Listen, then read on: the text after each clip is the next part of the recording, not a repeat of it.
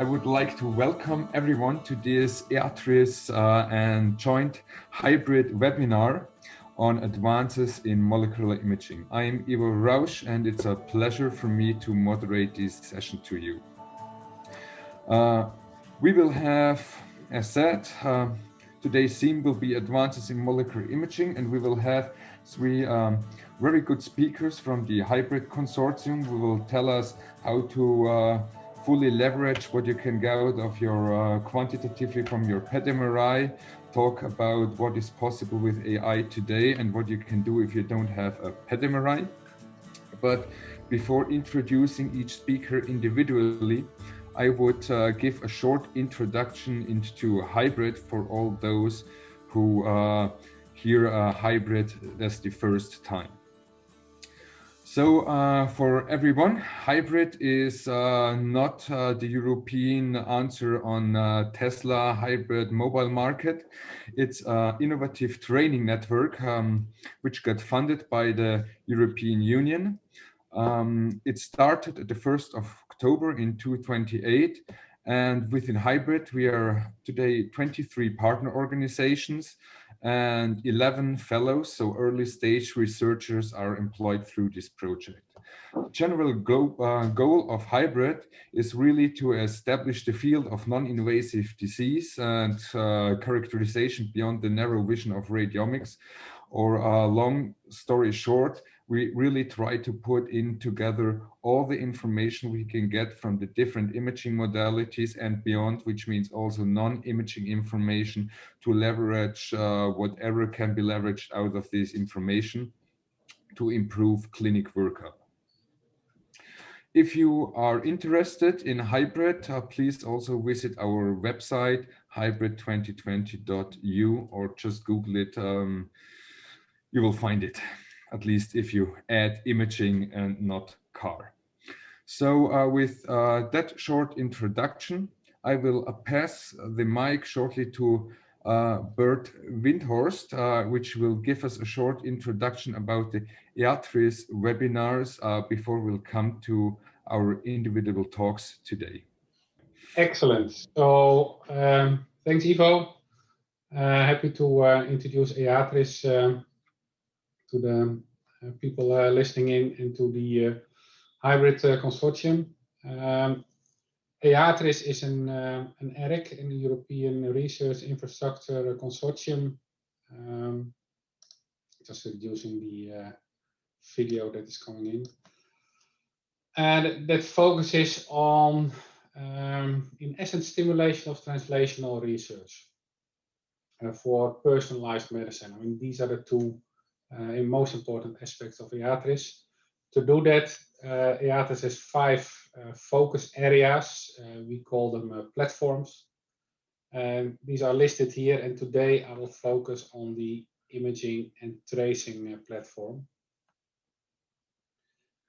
And I have a few examples. I don't know whether you want to me continue with the examples, Ivo? Sorry, yes, fine, it was muted. Okay.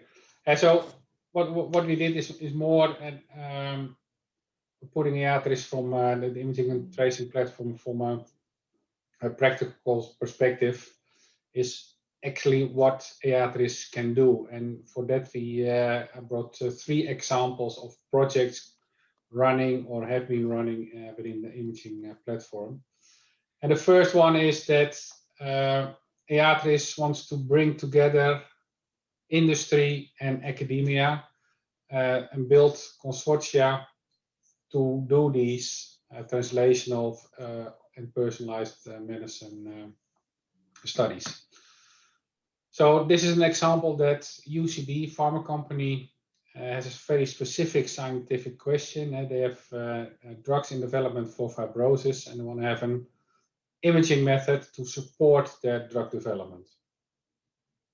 For that, EATx put together a consortium of UCB together with 2 partners, University of Turku and Amsterdam UMC, so our center. And in essence, what we did here in this project is set up the chemistry, we did preclinical evaluation of a few molecules that UCB proposed. We compared them, and from this comparison, we could make, in the end, a decision of which compound is the best tracer. But before we can do that, of course, everything needs to be put in place, and that's exactly the role what EATris can do. So first, I bring together the team, then discuss what is the wishes of the company, what is the expertise that the academia can offer. And that's all translated in the end into a research agreement, a contract between the partners, where EATris is the mediator. And when everything is settled, signed, sealed, the research can start. And in the end, this whole process of putting the consortium together was in half a year, sort of, and then after that we started a 2-year research project with the 3 partners. And basically what we did, based on the input from UCB, like I said, do the chemistry, making the radio-labeled compounds to be evaluated in vivo in several animal models. From this, we could select the optimal one, and that is currently being written down for a publication. And UCB has the information that is required to what is our optimal effort to have a PET tracer available to support our drug development. So this is typically such a project where EATris is the intermediate between academia and industry. It can bring together the research question and the research answers. Sort of the same type of project, bringing industry, a pharma company, together with academia, is also being executed with GSK, although slightly different. For here, GSK has a more general interest of using imaging studies for the development of inflammation, infection, new drugs. And GSK, together with EATris, have made an imaging hub, as it's called, a collaborative consortium with Uppsala, Amsterdam, both AMC and Amsterdam UMC, University of Groningen, University of Nijmegen, and of course EATris is the mediator in this all. And what EATris did here is bring together the consortium, again, work on the agreements, contracts, everything that needs to be settled. And after that, you have a sort of consortium, and it is now 3 years ongoing. Recently has been extended for another 3 years. Currently, there are 12 active projects, a few preclinical, clinical projects, and also projects which are partly funded by public funding, so real research projects in the broadest sense. Currently, several targets are under exploration, and for the rest, the numbers are organizational numbers. But take just one example from this project, is that GSK had the desire of having a neutrophil elastase PET tracer available for their future drug development. Together with within this hub, together with Uppsala University, they developed a new tracer where GSK put in compounds which are interesting elastase compounds. Uppsala labeled them, and also the preclinical investigations have been executed in Uppsala in close collaboration, of course, with GSK. It led to one interesting lead compound which has the desired activities, and currently the project is being translated towards human application. And the third project that has been initiated by EATx is that in multi-center trials it is crucial to have harmonized scanning procedures, but also to have your acquisition parameters standardized.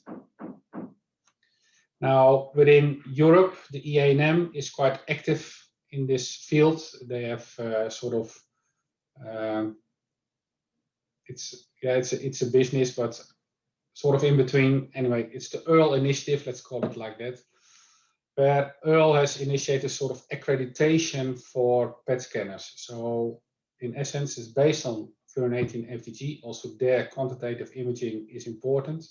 And so that when you do an image at site A and an image at site B in the same subject, it should give the same result. That is basically the essence of multi-center type of studies. But for zirconium, this was not present yet. Zirconium is a complicated nuclide for PET with the gammas that's also emitted by zirconium. So it needs to be done accurately, and together with Earl, EATx set up a pilot with 7 sites to standardize the data acquisition for zirconium-89 PET. Everything set up together with the EANM and Earl, and currently Earl is taking this further into more sites as sort of one of their products, if you can call it like that. And so EATx as an ERIC has proven itself with these examples, but of course within EATx there are more examples. As a trusted party, it helps in building connections, in building networks, in building consortia. It helps in the quality execution. Like I said, it brings together people, scientists, both in academia and in industry. And for the academic or public partners, opportunities for co-funding research. It helps in translating and making new techniques available for clinical research. And also the collaboration with industry for an academic partner is very fruitful because you can learn a lot of them. And next, the most interesting compounds which you would like to develop to tracers are in the hands of pharma companies.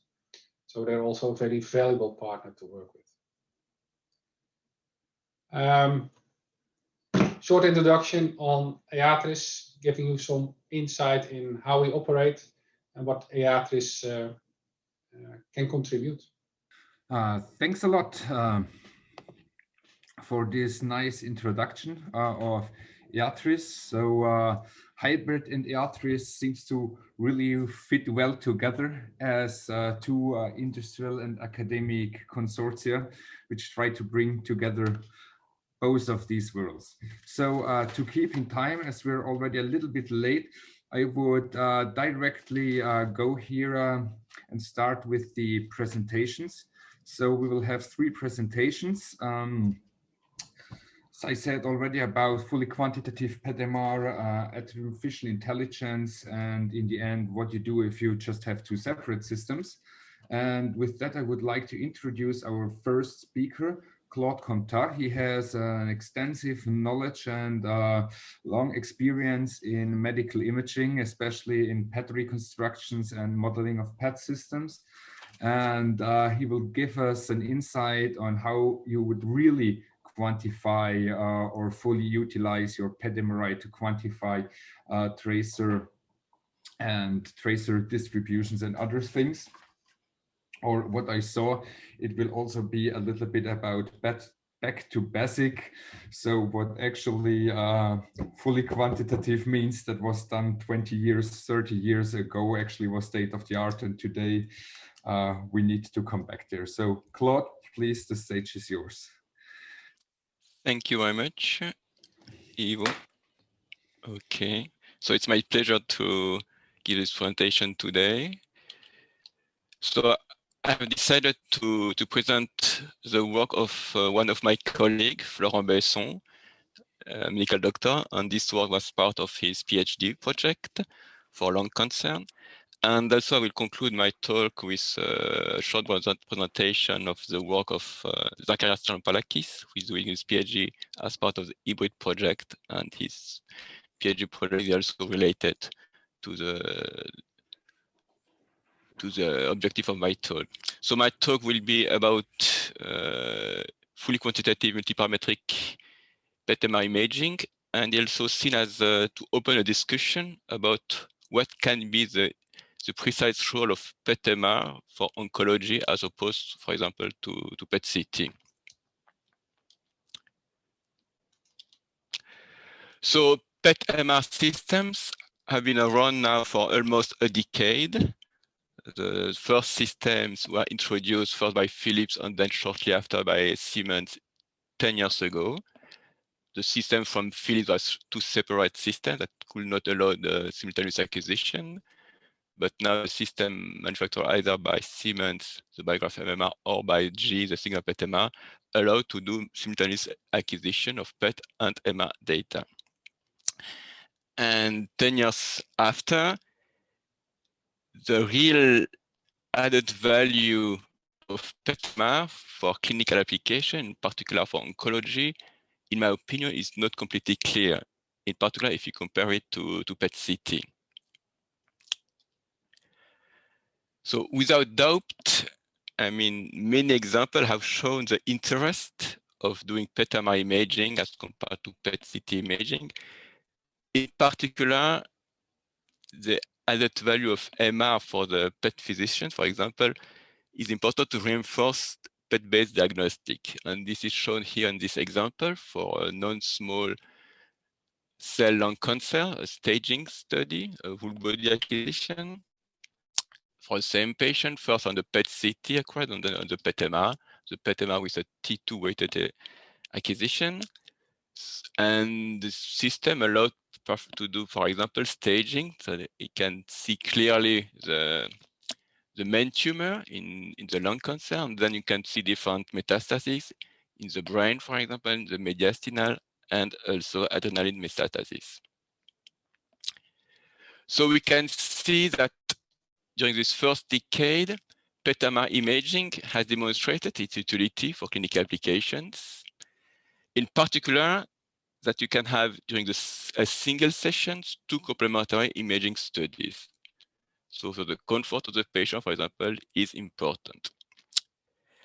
However, until now, in my opinion, most of the time, clinical PET-MR protocols are roughly just a duplicate of standard PET and MR protocols. And the question raised, is it really the right way to go for such a system, for a PET-MR system, which is quite expensive actually? And we think that there may be specific role of PET-MR in the sense for oncology applications.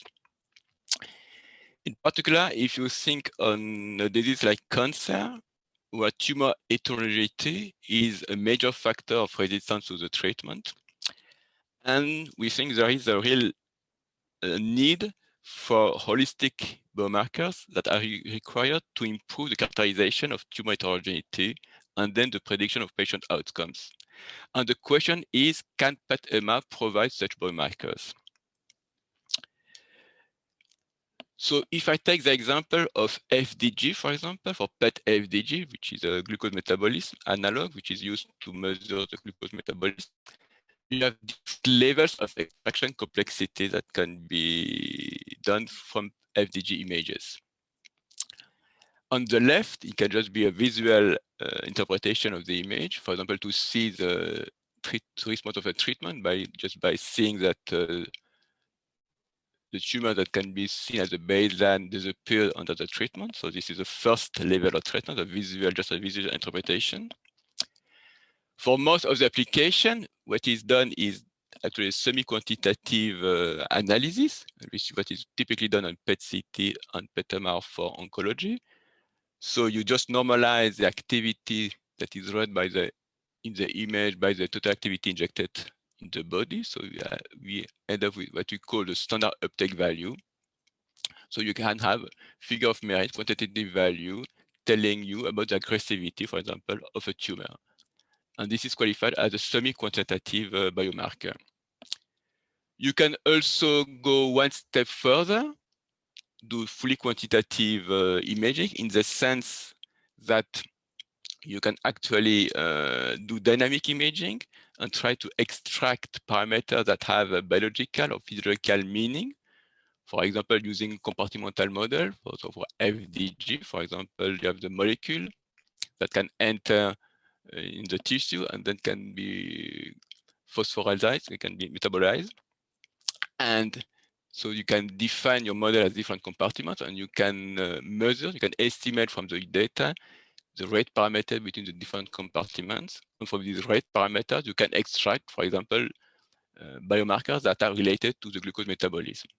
And you can have more quantitative data than just the SUV.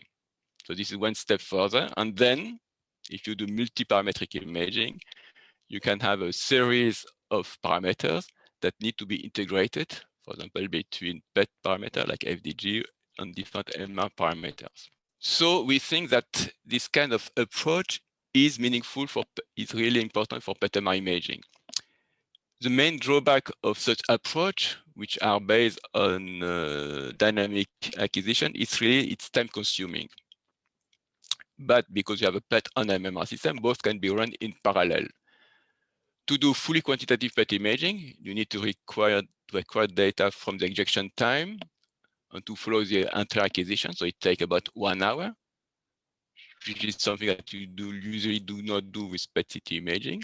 And in parallel, this 1 hour lets you time also to do different MR acquisitions and also fully quantitative MR acquisition to measure, for example, diffusion-weighted imaging, or even to do T1 or T2 mapping to do what we call MR relaxometry. And also you can also measure vascularity, doing contrast enhanced MRI, and also in this case using kinetic modeling, same kind of models, if you want, like for FDG with different compartments, and measuring exchange rates between different compartments that will give you some biomarkers about the disease. So I will now present you a study that was a feasibility study, just showing that it's actually possible to do fully multi-parametric imaging on PET-MR. And this study was for the case of 11 patients with lung cancer. And different parameters were measured at the voxel level inside the tumor. So there was a FDG acquisition. So from the FDG acquisition, using the Sokolov model, the different rate constants were estimated between the different parameters, the K1, K2, K3, etc. Also, diffusion imaging was done on the tumor with some correction for the geometric distortions because it's in the lungs, so there are quite important distortions. Also, there was performed T1 and T2 mapping, so to actually measure the T1 and the T2 relaxation times, and also doing dynamic MR acquisition with this here, and then using the extended Tufts model again to measure some rate parameters between the different compartments. So for this protocol, we end up with 12 quantitative parametric maps. So it's a sort of one-stop shop multi-parametric imaging protocol of the acquisition, the different acquisition, the PET acquisition, and the different MR acquisition. Then different processing steps that I will not go into details, but ending into these 12 parameters. And from these 12 parameters, there was some analysis, some in order to reduce, if you want, the number of unknowns, how to go from 12 parameters to deduce a limited number of meaningful parameters. So using Gaussian mixture model in order to do some clusterings. And then also by using some machine training techniques based on advanced tree boosting classifiers, try to reduce the number of from these 12 parameters, which are the more meaningful parameters in order to predict this, what we call the supervoxel identifications. So in summary, from these 12 different parameters, we were able to distinguish 3 different multidimensional biological what we call supervoxels, so voxel of type 1, 2, or 3, that show some different behaviors. And the more meaningful parameter to explain these 3 supervoxels were the four most relevant parameters from the dynamic acquisition, from the DC acquisition, and from the FDG acquisition. So the most important parameter are the interstitial space from the DC acquisition and the K3, K2 parameter from the FDG Sokolov model, and also again from the DCA, from the vascular density, which are the most important parameters. And from these 4 parameters, you can classify your tumor voxel into different classes, 3 different classes that have different meanings. So this protocol have shown that actually multiparametric characterization of non-small cell lung cancer is clinically feasible, but it's actually very demanding imaging processing steps. So there is a real need to have more automatized procedure, more automatized tools. Obviously, there's a need to do motion correction, to do in particular MR-based motion correction, to take benefit of the MR to do motion corrections. And definitely when you do dynamic imaging, there is a lot of noise in the data, and this noise will impact the quality of the parametric maps. So, and this will be my last slide about the work of Zacharias Jampalakis, who is actually embedding this estimation of the parameter within the reconstruction, the image reconstruction, in order to reduce the noise. So what is typically done is first you reconstruct a series of dynamic images, and from this series of dynamic images, you extract the parameter, like the glucose metabolism using the Sokolov or the PATLAC model. And here the idea is to embed it, to include the estimation of this parameter directly in the reconstruction. So using a linear model, for example, so either using a simplified PATLAC model or using other models, for example, like the so-called spectral model, which allows you to do a kind of temporal smoothing of your dynamic images. And from this temporally smooth dynamic image, you can estimate a whole series of dynamic parameters of interest. So thank you for your attention. So thanks, Claude, for this very nice overview of what actually can be done with PET MRI, and I completely agree. PET MRI could be utilized in a much better way than it's usually done. To everyone, if you have questions, please put them in the chat. We will answer them in the end of all presentations all together in a discussion round. So with that, I would then go straight ahead to our next speaker, Georg Schramm, an imaging scientist now from Leuven, I think originally from Germany. I think you were not born in Dresden, but you spent there quite some time. Yeah, I was born close to Dresden, and I spent a lot of time in Dresden. Correct. So I was at least partly right. So Georg will tell us about artificial intelligence in PET image reconstruction, quite, let's say, upcoming field. I would say the stage is yours. You're the specialist in that one. Thank you, Igor, for the nice introduction. Okay, so hello, everyone.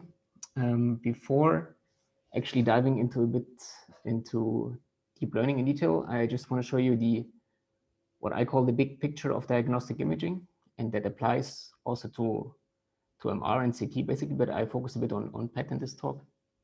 So what we usually do is we have a scanner that acquires raw data, right? And usually it measures a few voltages or whatever. And then we somehow process the raw data a bit. So we can, for example, generate a list mode file and out of it. We can bin the data into sinograms, right? So this is still what we call raw data. Then we have a process that converts the raw data into 3D images, or also 4D images. That's what we usually call image reconstruction. So this is my field of expertise. Then we usually do a bit of post-processing after the reconstruction. So that could be denoising or deblurring or kinetic modeling, for example. And after we have received those post-processed images, we have an observer that can be a human observer or it can be a model observer that extracts features from the images. So in the simplest case, it could be, for example, information about edges, or do I see a certain structure, yes or no? And then based on those features, we usually make a decision, right? And again, the decision can be a human doing the decision, or it can be a model. And the goal is, of course, to make the best decision, so in terms of bias and noise, based on the available data that we have. And if you look at the global big picture, actually, and if you look at the current literature, you can see that machine learning and also deep learning can and is applied in every of those single steps. So it's not only that deep learning is applied, for example, to do image segmentation or image classification. No, it's actually, there are way more applications. And the question is a bit for me, actually, where should we start and where should we stop? So what should we learn? Where should we start, where stop?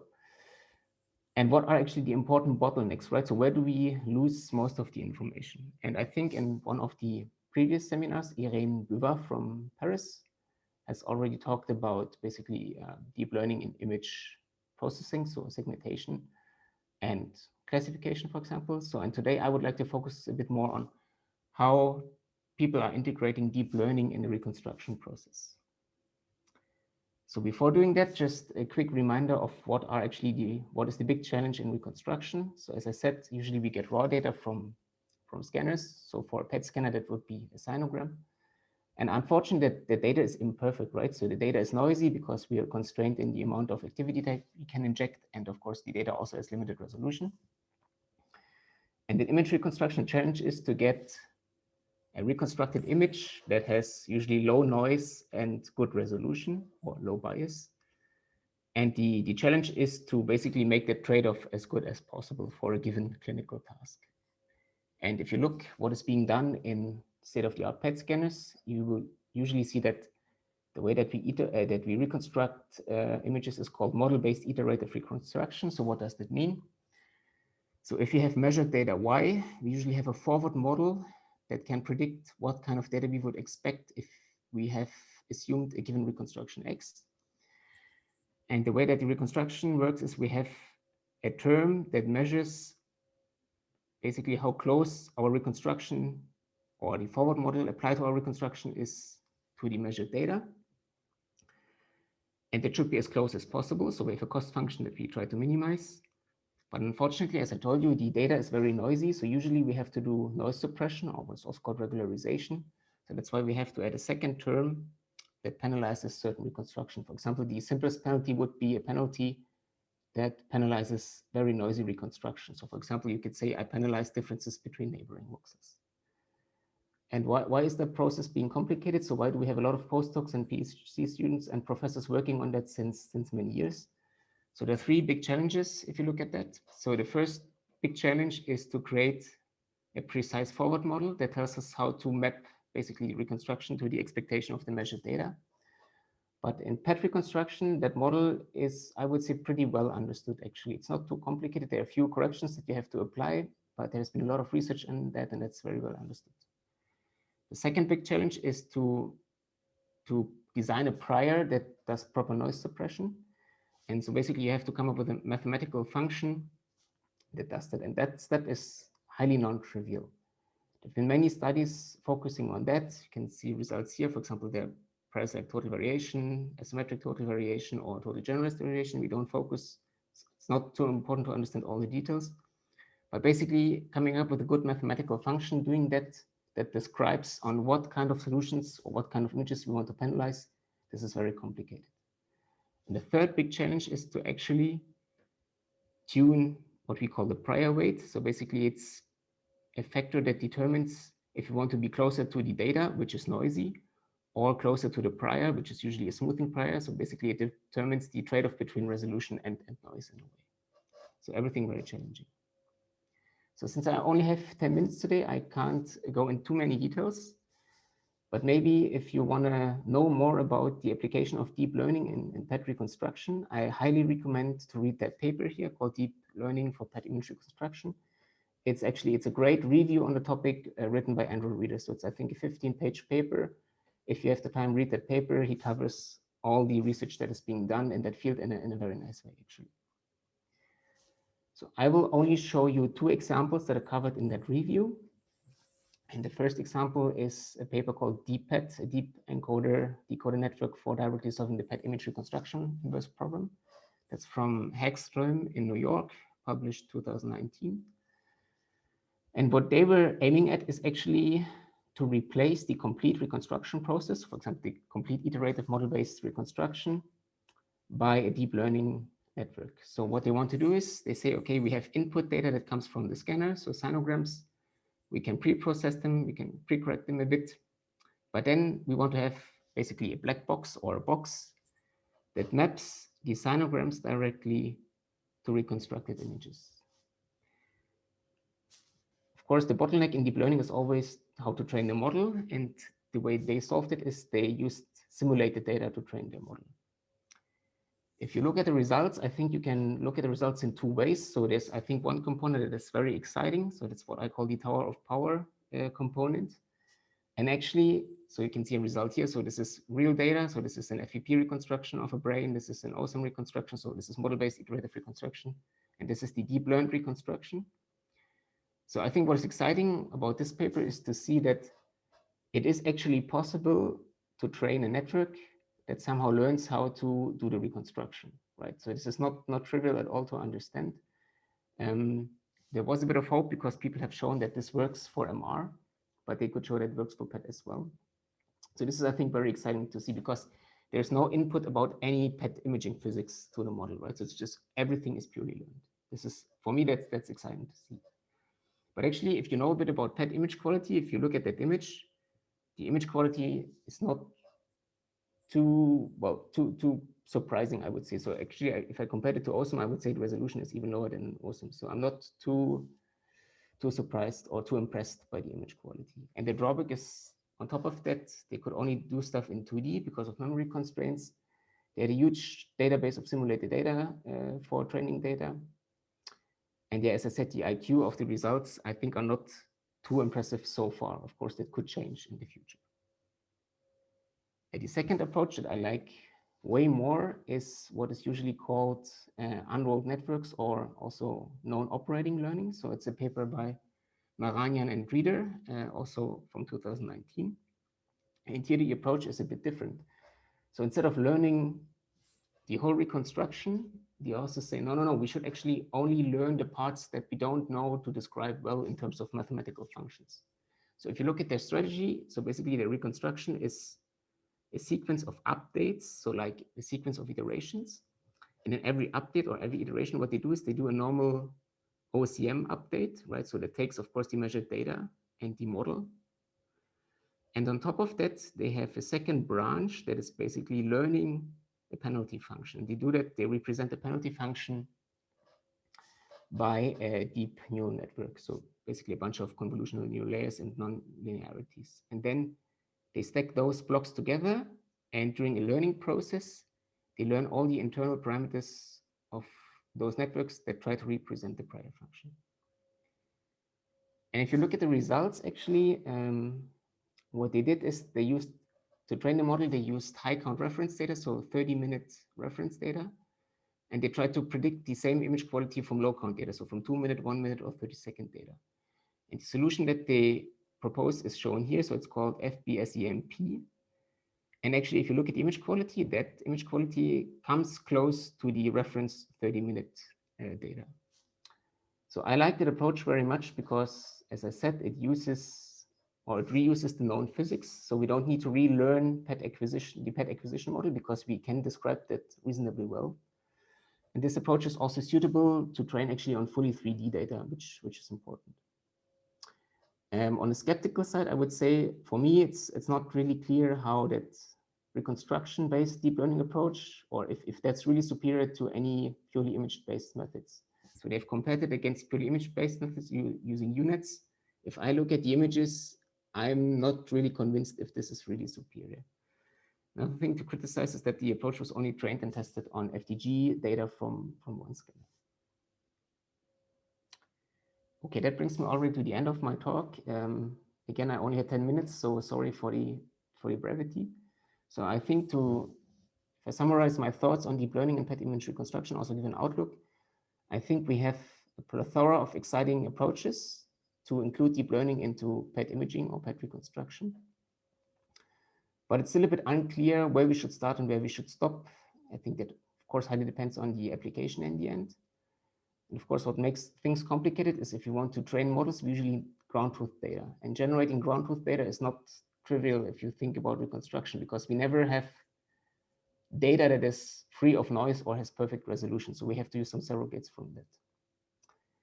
And then, of course, I think what is missing a bit is you can find a lot of papers developed by individual groups, but I think what we are lacking is a fair comparison of all those methods. So I think what we should do is we should create like a challenge. For example, we could come up with something like the ImageNet, that we could have a fair comparison of all the methods on same data.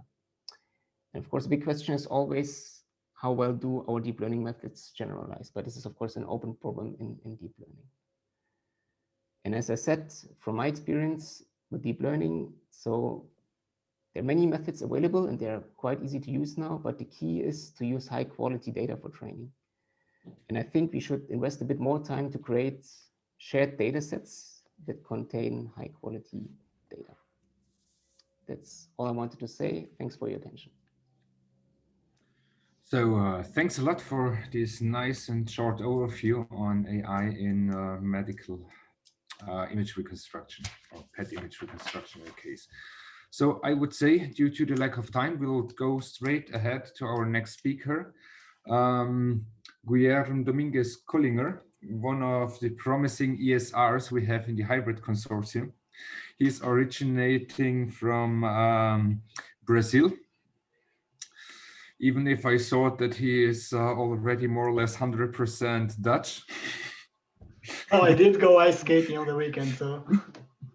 So I see. So I would say the stage is yours with giving us an introduction about the spatial registration between PET and MRI if you don't have an integrated system.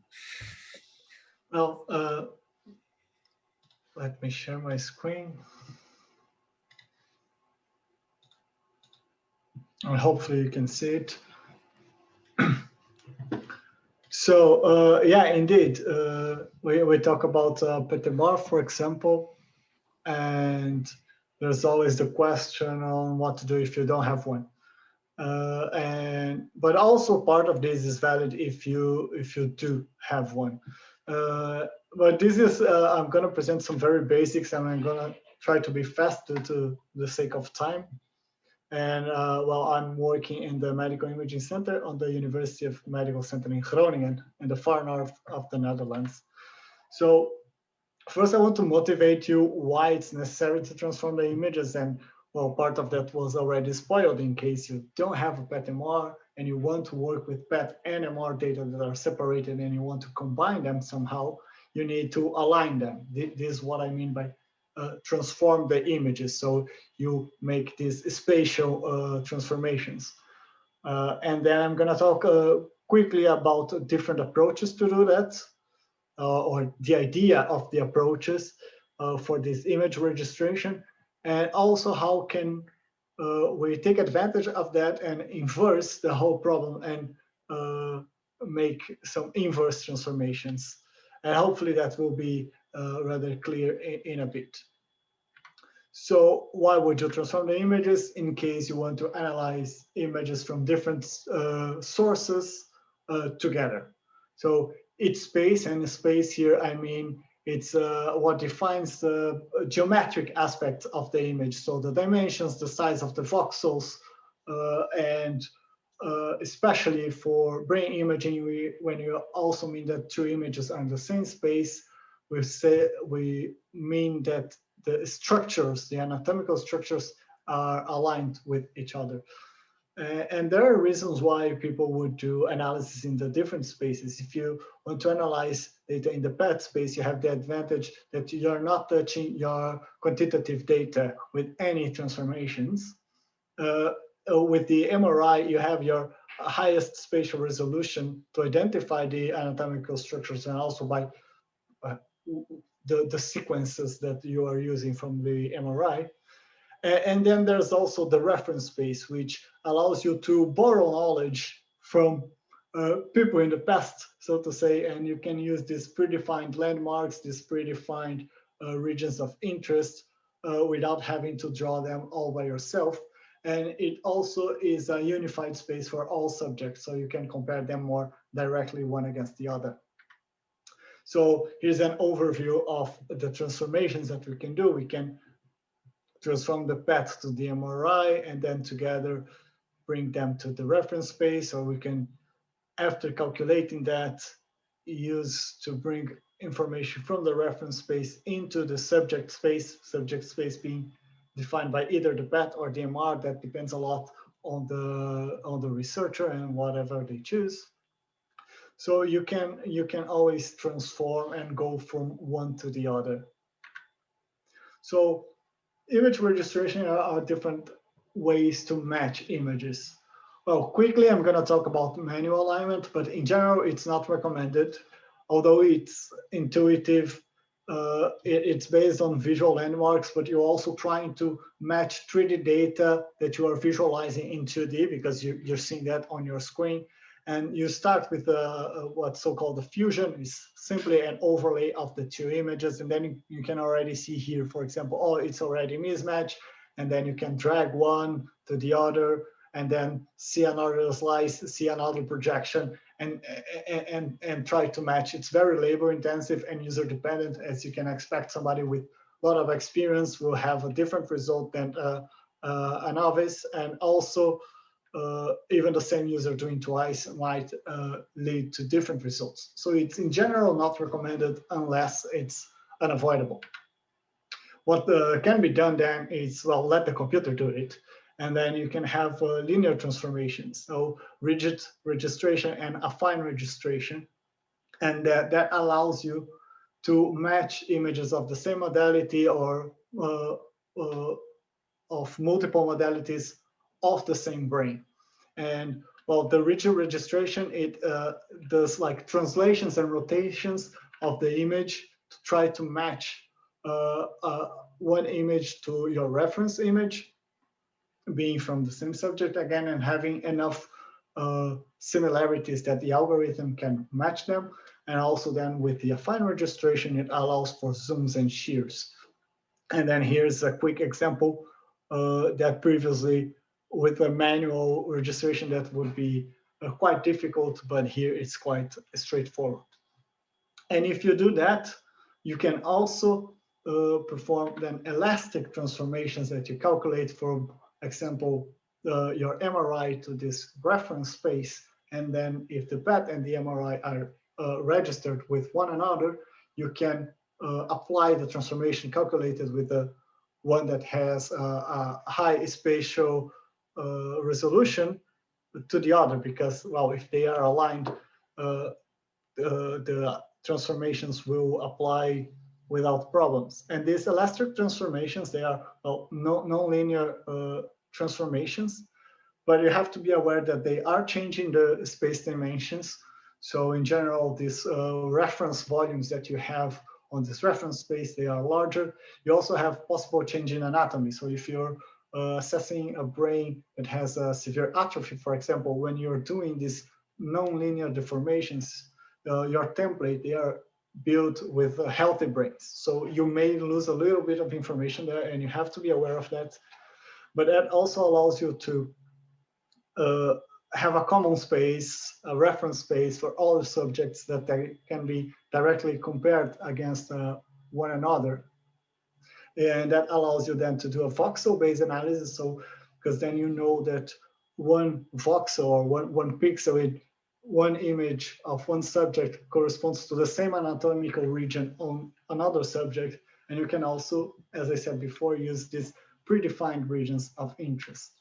So here I have an example of that, of an Alzheimer's diseased brain and a healthy brain with the same age.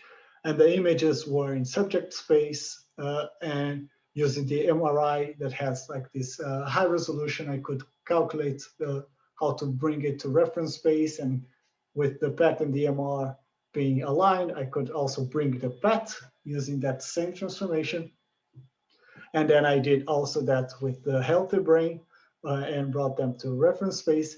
And here, like this region and this region on the matrix and on the figure and on the intensities, they are reflecting the same anatomical region. So I can take one against the other directly and see on the Alzheimer's disease brain where the uptake of the tracer in the PET was higher than on the healthy brain, for example, and also allows you for data reduction methods and perhaps even some machine learning where you need to the same voxels to be corresponding to the same anatomical regions. And that, as I said, you can also use some predefined knowledge. So I'm no medical expert. I don't know how to define the regions, anatomical regions of the brain. But if I transfer my images into this reference space, I can use some predefined knowledge of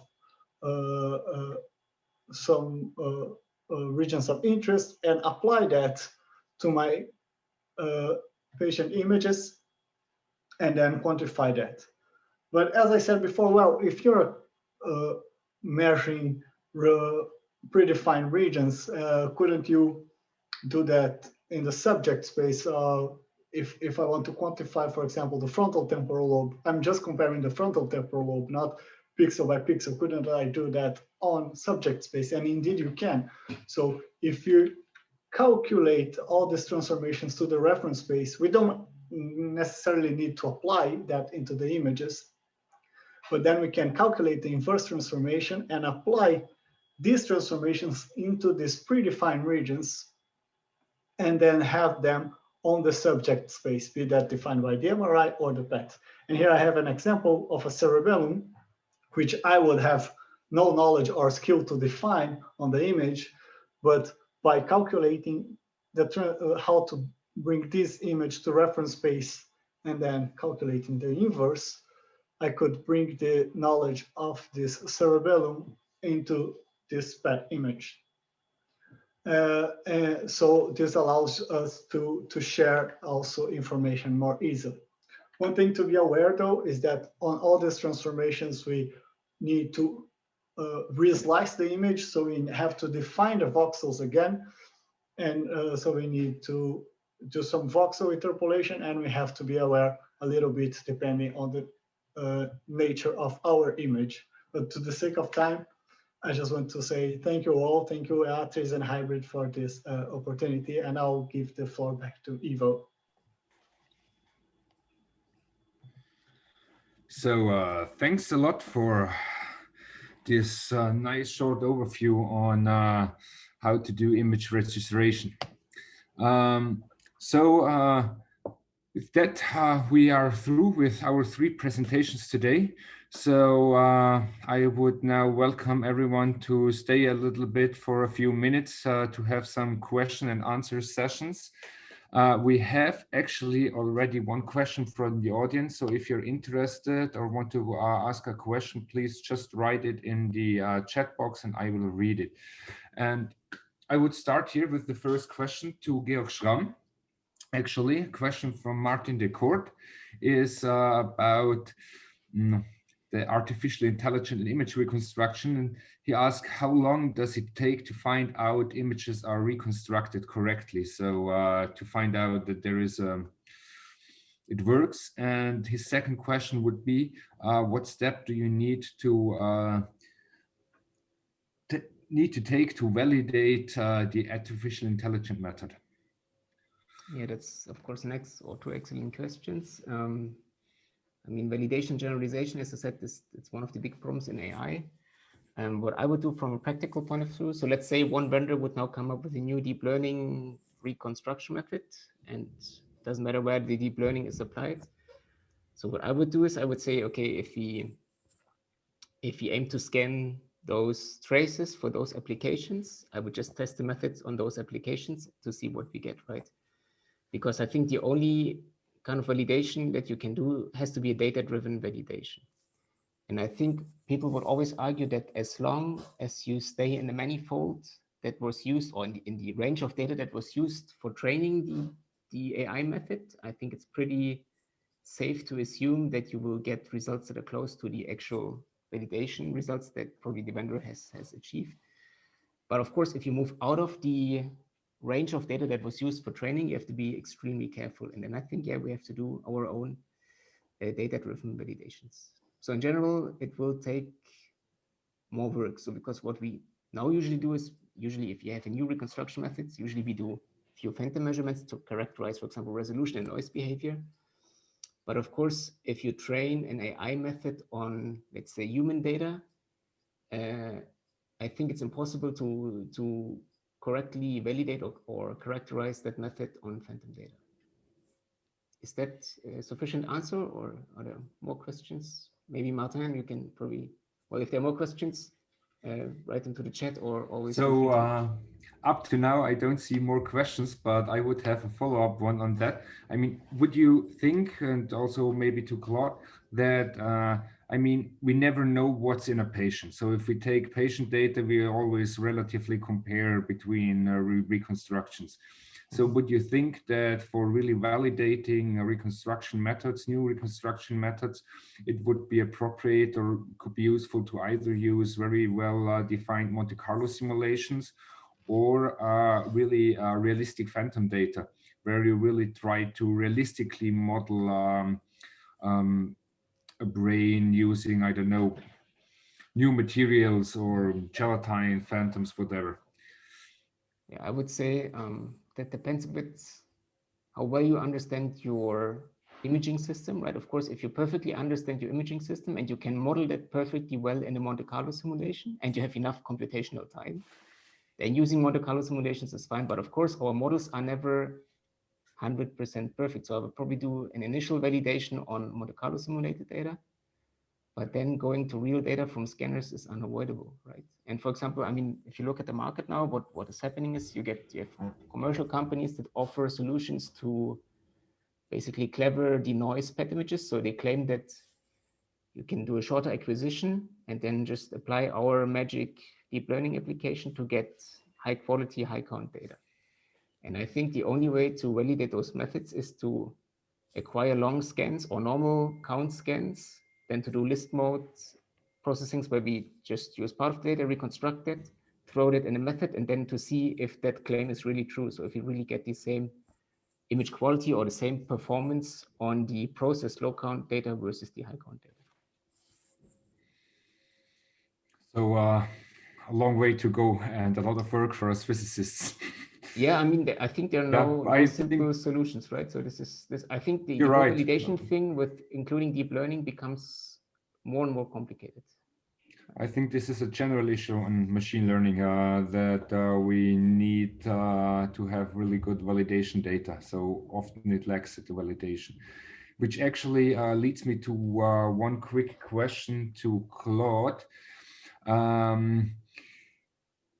So you presented very nicely that PET MRI is capable of providing us with a multitude of different what's called parameters and image information.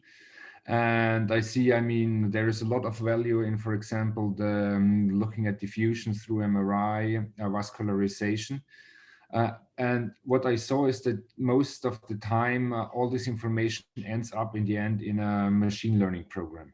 But do you think it's also possible or maybe even better to really use these data directly to correct, for example, the PET modeling, to use the diffusion or vascularization metrics you have from MRI to, for example, estimate the volume of distribution in the modeling to really improve your model and your model fitting, because you have more information instead of throwing everything to a machine learning model.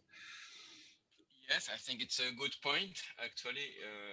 I think, yes, a good way to go will be to start from the raw data and try to estimate directly your final parameter of interest. This is one way to go. And to do so, to try to grab as many information that you can have that can be of any use. For example, of course, the vascularization, you can use this information maybe to guide your PET reconstruction, why not? Or to correct for partial volume effect or other effects, for sure. And then the final question about what will be the result for the patient or the outcome of prediction for the patients. I think for this part, there is some room, some space for artificial intelligence. Yeah, I completely agree with that. Because now there is, yes, I mean, you can produce very nice images, very nice parametric images, but to what sense are they very useful for the patient? How they will change the treatment of the patient? What will be the outcome? And this is something a quite difficult task. But definitely artificial intelligence can help, yes. Yeah. Good. I think artificial intelligence will stay in medical imaging. Then just a question in where exactly and how good it can be combined with the human reading, and it's also in understanding what the artificial intelligence in the end is doing. So I think maybe we have no other questions in the chat. Or does anyone has a question? Well, otherwise, I would have a last one for Guillermo, because you talked about image registration, and also there are AI applications, ML for that. And I usually hear from vendors this already works perfect. But I see that all the registration work perfectly fine as long as you're in the brain. But as soon as you're out of the brain in a practical sense, I'm sorry, I have never managed to make that work. Yeah. So really on a pixel by pixel basis. So you think there is any chance that we will get there for a non-rigid registration outside of the head of a rigid, let's say in the lungs or yeah, well, region? I think it's complicated, because even in the brain, when everything is constricted and you more or less know how it should look, when you do the nonlinear transformations, you already can see some issues. If you have a huge atrophy or the anatomy, it's wildly different. And then if you go for the whole body where everything is soft and shaped in different ways, I think it's complicated to do automatic. I mostly work with brain PET, so I'm not really sure and don't remember seeing a total body registration method. And I don't, well, there are people trying to do all organ segmentation with AI. So maybe if you identify all the organs in both patients, that could be an initial step for a full body registration. But I think, yeah, it's very complicated to be able to do a voxel-wise comparison.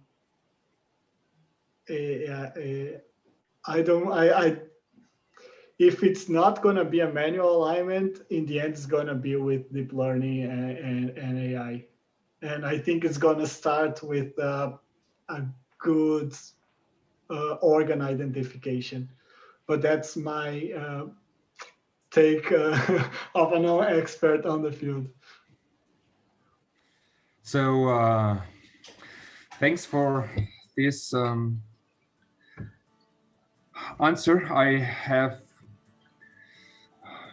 I would love to see such a registration, but I agree with you. I think this still takes a while. So as we don't have any further questions, so I would say last time, thank you to all the speakers, and was very nice to have you here. It was a pleasure to listen to your talks, and I hope we will sum of the audiences again for another meeting or another webinar. So have a nice afternoon, everyone, and I hope you enjoyed this webinar today. Okay, thank you and goodbye.